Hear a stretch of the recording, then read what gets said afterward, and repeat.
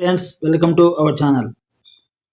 ఈరోజు మనము తెలుసుకోబోతున్నాము ఒక స్టాక్ గురించి. ఓకే, నేను ఈ వీడియో ఓన్లీ ఎడ్యుకేషన్ పర్పస్ కోసం చేస్తున్నాను. అలాగే I'm not a సేబీ register. Okay, మీరు స్టాక్ను బై చేసే ముందు మీ ఫైనాన్షియల్ అడ్వైజర్ సలహా తీసుకోండి, లేకుంటే మీరు రీసెర్చ్ చేసి స్టాక్ను బై చేయడం మంచిది. ఈరోజు ఈ వీడియోలో మనం బిఎల్ఎస్ ఇంటర్నేషనల్ లిమిటెడ్ స్టాక్ గురించి పూర్తి వివరంగా మాట్లాడుకుందాం. ఈ కంపెనీ ఏం చేస్తుంది, ఎక్కడ బిజినెస్ ఉంది, అలాగే లాంగ్ టర్మ్ చూస్తాం కదా, లాంగ్ టర్మ్ ఇన్వెస్ట్మెంట్కి పనికి వస్తుందా లేదా అని తెలుసుకోవాలనుకుంటే ఈ వీడియో చివరి దాకా చూడండి.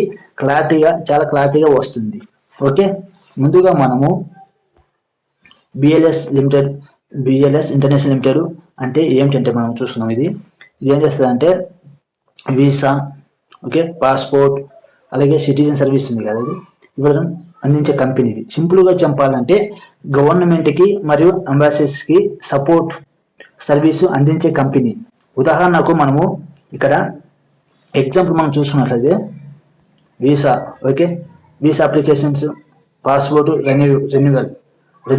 మనం పాస్పోర్ట్ రెన్యువల్ ఏం చూపిస్తామంటే ఇక్కడ ఎక్స్పైర్ అయిపోతే మళ్ళీ మనం అదర్ కంట్రీకి వెళ్ళాలంటే మనకు అవకాశం లేదు కాబట్టి రెన్యువల్ చేయించుకోవాలి. అలాగే ఓసీఐ సర్వీసు కానీ, అలాగే బయోమెట్రిక్ సర్వీస్, ఓకే, ఇవన్నీ అవుట్ సోర్స్ చేసుకొని గవర్నమెంట్ ఏం చేస్తుంది అంటే బిఎల్ఎస్ ద్వారా చేయిస్తుంది.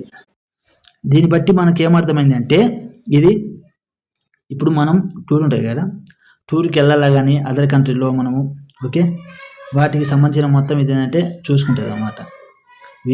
వీసా నుంచి అది ఇంకోటి విధమైనది పాన్ కార్డు, ఆధార్ కార్డు కూడా ఇది, అలాగే డెత్ సర్టిఫికేట్, అలాగే బర్త్ సర్టిఫికేట్ అన్ని ఇది చేయించి ఇవ్వడం జరుగుతుంది. ఇక్కడ మనం చూసినట్లయితే చూసాము బిఎల్ఎస్ ఇంటర్నేషనల్ సర్వీస్ లిమిటెడ్. ఇది హై నుంచి చూడండి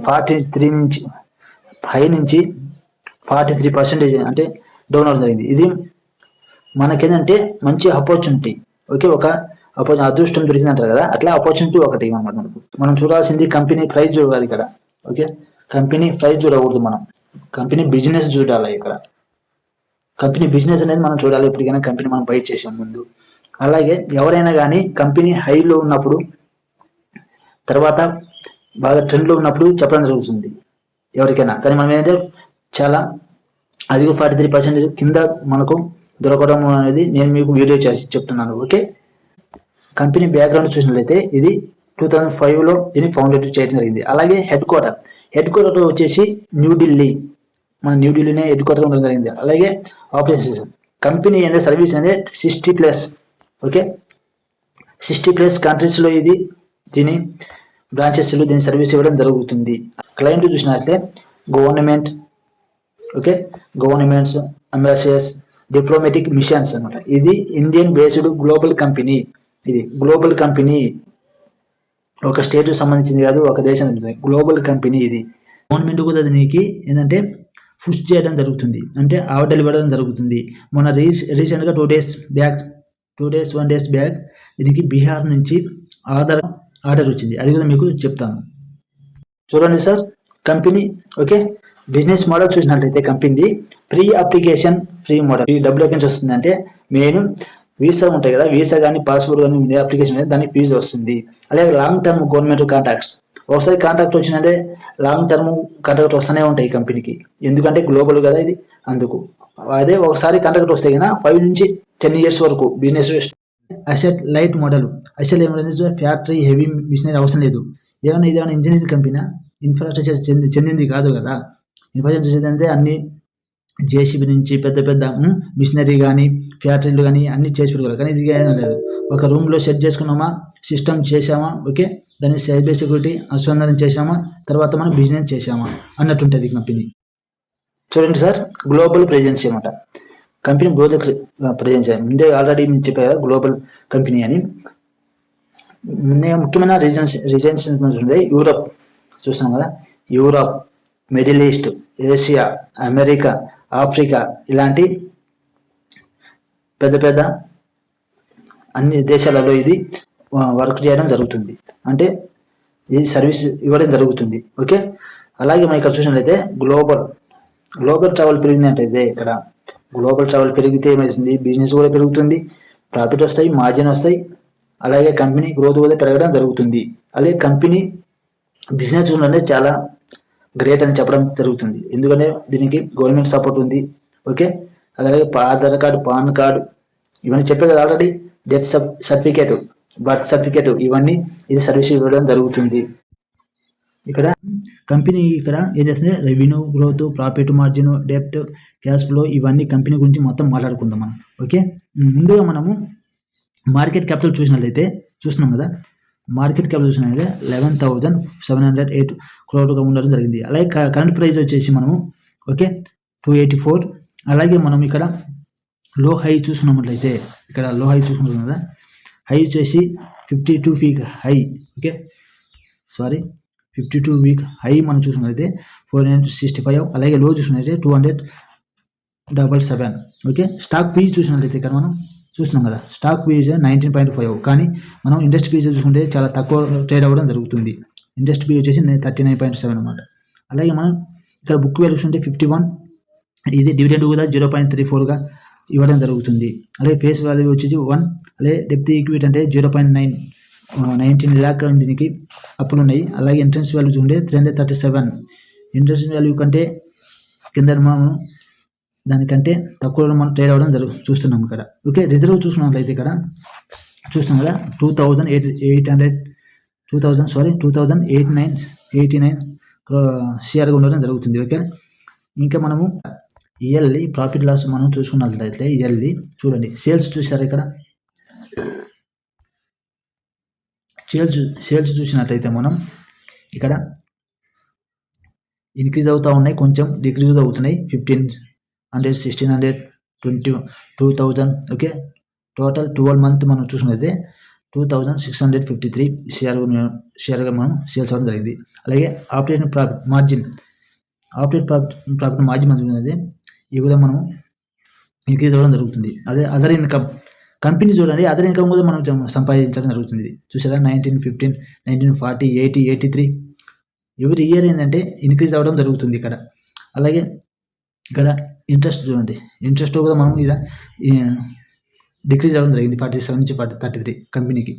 అలాగే net profit, okay net profit చూస్తారా, నెట్ ప్రాఫిట్ మనం చూసినట్లయితే చూస్తున్నారు కదా, ఎవ్రీ ఇయర్ మనం ఇక్కడ చూసినట్లయితే 50, 111, 204, 326, 540, నెక్స్ట్ 640 ఇలా ఎవ్రీ ఇయర్ మనం నెట్ ప్రాఫిట్ కూడా మంచి ప్రాఫిట్ ఇది కూడా బుక్ చేసుకోవడం జరుగుతుంది. అలాగే ఈపీఎస్ చూసినట్లయితే earning per share, okay earning per share చూసినట్లయితే 2, 4, 7, 12, 14 ఇట్లా ఇది ఇంక్రీజ్ అవ్వడం జరుగుతుంది ఈపీఎస్ కూడా. అలాగే మనము డివిడెండ్ కూడా ఇవ్వడం జరుగుతుంది అండి, ఒకసారి 15%, 13%, 8%, 10%, 12% ఇట్లా ఇవ్వడం జరుగుతుంది. బ్యాలెన్స్ షీట్లో మనం రిజర్వ్ చూసుకుంటే ఇయర్లీ అంటే ఇంక్రీజ్ అవ్వడం జరుగుతుంది రిజర్వ్ కూడా. అలాగే బోరింగ్ ఇంక్రీజ్ అవ్వడం అనేది, బోరింగ్ మంచిది కాదు కదా ఇది, కానీ ఇదేంటంటే బోరింగ్ 2 types ఉంటాయి. ఓకే, ఒకటి లాంగ్ టర్మ్ బోరింగ్, ఒకటి షార్ట్ టర్మ్ బోరింగ్ అనమాట. లాంగ్ టర్మ్లో ఏంటంటే 206 CR వరకు ఇది అంతవరకు ఇది లాంగ్ టర్మ్లో ఇది మొత్తం ఇది దానికి కంపెనీ మళ్ళీ రిటర్న్ అవుతుంది. అది షార్ట్ టర్మ్ చూసుకుంటే 41. ఓకే, ఇంకా లయబిలిటీ అంటే ఇప్పుడు అదర్ కంట్రీలో కానీ ఎక్కడ కానీ దీనికి బ్రాంచెస్ ఓపెన్ చేయాలంటే దీన్ని అక్కడ ఒక బిల్డింగ్ కానీ ఎవరైనా తీసుకుంటే అప్పుడు ఏంటంటే దానికి లీజ్ కింద తీసుకుంటారు అనమాట, ఇన్ని ఇయర్లు ఇంతవరకు అని. అందుకే దానికి ఏంటంటే దానికి ఖర్చు చేసింది 157 అనమాట. షేర్ ఇక్కడ కూడా పెరగడం జరిగింది, ఇది కూడా మంచిది కాదు. ఓకే, ఈ 2 మైనస్ అనమాట, బోరింగ్ ఒకటి. Okay, boring. అలాగే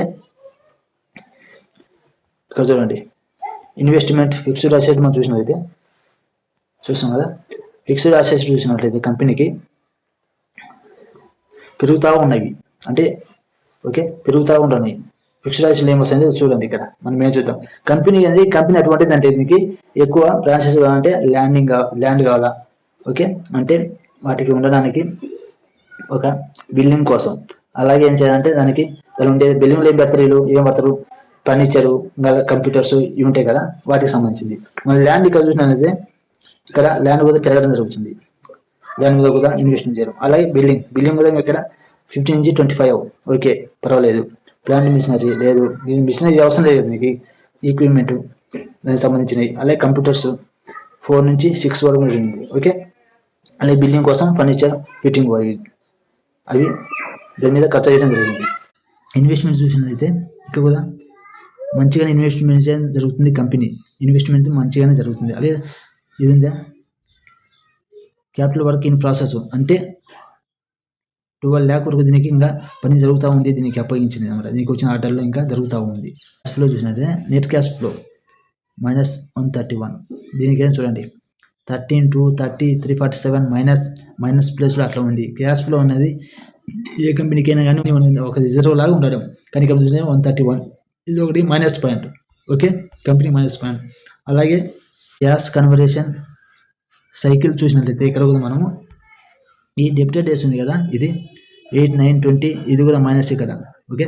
కంపెనీకి అనేది ఒకవేళ మీడియం సైజ్ ఉండాలి, మీడియం ఉండాలి ఎప్పటికైనా కానీ, హై ఉండకూడదు. ఎందుకంటే హై ఉన్న రిస్కే, లో ఉన్న రిస్కే కంపెనీకి, ఓకే. క్యాష్ కన్వర్జేషన్ సైకిల్ చూసినట్లయితే 8, 9, 20 అట్లా. అలాగే ROC రిటర్న్ క్యాపిటల్ ఎంప్లాయిడ్ మనం చూసినట్లయితే ఇక్కడ పెరగడం జరుగుతుంది, 11, 22, 32, 31, 34 ఇట్లా. ఇది ఒక ప్లస్ పాయింటే కంపెనీకి. ఇప్పుడు మనం షేర్ హోల్డింగ్ చూద్దాం, ఓకే. షేర్ హోల్డింగ్ చూసినట్లయితే ప్రమోటరు, ఇక్కడ మనం షేర్ హోల్డింగ్ ప్యాటర్న్ చూసినట్లయితే ప్రమోటర్ చూస్తున్నాం కదా, 70-38 నుంచి 7 అంటే 0.01% ఇక్కడ మనం ఇంక్రీజ్ అవ్వడం జరిగింది. FII చూస్తుంటే ప్రతి స్టాక్లోను చాలా స్టాక్లోను ఇది సేల్ చేయడం జరుగుతుంది, మార్కెట్ అట్లా ఉంది కాబట్టి ఇప్పుడు ఉండే పరిస్థితి. అలాగే DI డొమెస్టిక్ మన వాళ్ళు చూసినట్టే 2 ఇక్కడ చూడండి కంపెనీకి అట్లా 136, 2.26, 2.87, 2.90, 2.92%. ఇక్కడ ప్రతి క్వార్టర్లో ఇంక్రీజ్ చేస్తూనే ఉంటారు వాళ్ళు హోల్డింగ్. పబ్లిక్ కూడా ఇక్కడ పెరగడం జరిగింది. అలాగే మనం మెయిన్ ఇక్కడ చూడండి, ఇక్కడ చూస్తున్నాం కదా డొమెస్టిక్లో చూడండి, డొమెస్టిక్లో మనం చూసినట్లయితే ఇక్కడ life insurance corporation of India ఇక్కడ ఎట్లా తన వాటాని ఎట్లా పెంచుతుందో 1.06 నుంచి 2.23 వరకు ఇది హోల్డ్ చేసి ఉండడం చూడండి. మళ్ళీ life insurance corporation of India biggest అది ఇన్సూరెన్స్ కంపెనీలో పెద్దది అనమాట. అటువంటి చూడండి 2.23% కంపెనీలో హోల్డ్ చేసి ఉండడం ఇప్పుడు దాకా. BALS ఇంటర్నేషనల్ లిమిటెడ్ 100 CR ఇక్కడ B R Aadhaar center project B R government చేసింది, 100 CR ఇచ్చింది. అది కూడా ఎక్కడి నుంచి 5 నుంచి చూస్తున్నారా 5 years నుంచి కాంట్రాక్ట్ ఉంది. ఇది 5 yearsలో కాంట్రాక్ట్ ఇది చూస్తున్నాం కదా, 100 CR project from the B R government. చూస్తారా ఈ కంపెనీకి వస్తే గవర్నమెంట్ నుంచి ఎక్కువ దీనికి ఆర్డర్ వస్తుంది, ఎందుకంటే గవర్నమెంట్ అటాచ్ కాబట్టి ఇది. అలాగే 5 years కాంట్రాక్ట్ ఇన్వాల్యూ ఎస్టాబ్లిష్ పర్మనెంట్ అనమాట. ఇన్వెస్ట్మెంట్ సెంటర్ అవి ఆధార్ సర్వీస్ అనేది ఎస్టాబ్లిష్ చేసేయడానికి ఇది చూస్తుంది, ఓకే. అది కదా advance technology to manage Aadhaar life cycle management across the state. ఈ స్టేట్ నుండి 100 ప్రాజెక్టు చూసాం, 100 CR ప్రాజెక్టు అనేది అవార్డు రావడం జరిగింది ఈ కంపెనీకి. చూసా కంపెనీ బిజినెస్ అయితే ఇప్పుడు కాదు ఎప్పుడు కాదు, ఫ్యూచర్లో కూడా మంచి బిజినెస్ గ్రో అయ్యే కంపెనీ ఇది, ఫ్యూచర్ గ్రోత్ అనేది. అంతే అంతకుముందు కోవిడ్ ఉంది కదా, కోవిడ్ తర్వాత ట్రావెల్ ఓపెన్ అవ్వడంతో ఏమైందంటే వీసా డిమాండ్ బాగా పెరిగింది, ఓకే. వీసా డిమాండ్ బాగా పెరగడం జరిగింది. తర్వాత ఏమొచ్చింది, BLSకి డైరెక్ట్గా బెనిఫిట్ వచ్చింది కదా, ఎందుకంటే వీసా యూజ్ చేసేది BLS కదా, ఓకే. అలాగే కొంచెం మనం చూసినట్లయితే లాస్ట్ ఫ్యూ ఇయర్స్లో మనం చూసినట్లయితే షేర్ అనేది స్ట్రాంగ్ అప్పర్ ట్రెండ్ ఉండేది. తర్వాత ఏమైంది, మధ్యలో కరెక్షన్ వచ్చినాక ఏం చేసిందంటే అక్కడ ప్రాఫిట్ బుక్ చేసుకొని కిందికి రావడం జరిగింది, ఓకే. కానీ లాంగ్ టర్మ్లో చార్ట్ చూసినట్టే పాజిటివ్గా ఉంది, ఓకే. షార్ట్ టర్మ్లో కొంచెం వొలటిలిటీ ఉంటుంది, గవర్నమెంట్ కాంట్రాక్ట్ డీల్ అయితే ఇంపాక్ట్ కూడా ఉండడం జరుగుతుంది. గ్రోత్ ఎలా ఉంటుందంటే చూస్తున్నాం కదా, ఇక్కడ ఇంటర్నేషనల్ ట్రావెల్ ఇంక్రీజ్ అంటే ఇంటర్నేషనల్గా ట్రావెల్ అనేది ఇంక్రీజ్ అవుతే జరుగుతుంది. కంపెనీ కూడా మనం ఏం చేస్తుందంటే కంపెనీ కూడా మంచి డిమాండ్ పెరగడం జరుగుతుంది. అలాగే more countries out sourcing visa service వేరే కంట్రీస్ కూడా ఏంటంటే దీనికి అవుట్సోర్స్ వల్ల దీనికి వీసా సర్వీసెస్ దొరకడం జరుగుతుంది. అలాగే డిజిటల్, ఇప్పుడు వచ్చే ఫ్యూచర్ మొత్తం డిజిటల్ మాయే కాబట్టి బయోమెట్రిక్ సర్వీస్ అనేది ఎక్స్పెన్షన్ పెరగడం వల్ల దీనికి కూడా డిమాండ్ పెరుగుతుంది. అలాగే సిటిజన్ సర్వీస్ అంటే అదర్ కంట్రీస్ ఉంటాయి కదా, మన ఇండియా నుంచి యూఎస్ఏ వెళ్ళాలంటే అక్కడ ఉండాలంటే స్థిరపడాలంటే సిటిజన్ సర్వీస్ పక్క ఉండాలా. అది అక్కడ ఉండాలంటే ఇక్కడ మనం తీపించుకొని యూఎస్ఏ సిటిజన్ మనం తెచ్చుకోవాలన్నమాట. దానికి కూడా ఇది హెల్ప్ చేయడం జరుగుతుంది. చూస్తున్నాం కదా, ప్రతి కంపెనీకి రిస్క్ రివార్డ్ అనేది ఉంటేనే ఉంటాయి.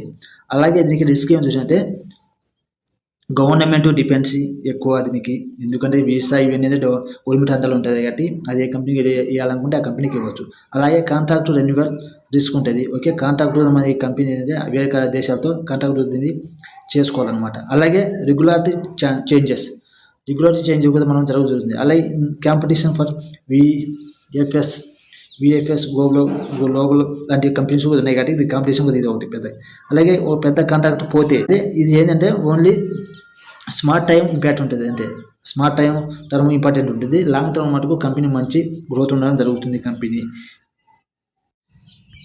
అయితే ఇక్కడ ఏంటంటే ఓకే లాంగ్ టర్మ్ మనం చూసినట్లయితే బిజినెస్ మోడల్ అనేది స్ట్రాంగ్గా ఉంది. ఓకే, గ్లోబల్ ఉంది. గ్లోబల్ ఏంటంటే ప్రెజెన్స్ ఏంటంటే అది బాగుంది.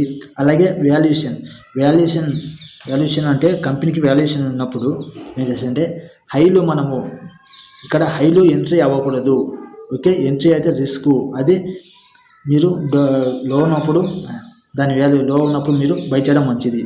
ఇంకా ఏంటంటే బిఎల్సి అంటే స్ట్రాంగ్ బిజినెస్ మోడల్ అయితే స్ట్రాంగ్ అనమాట.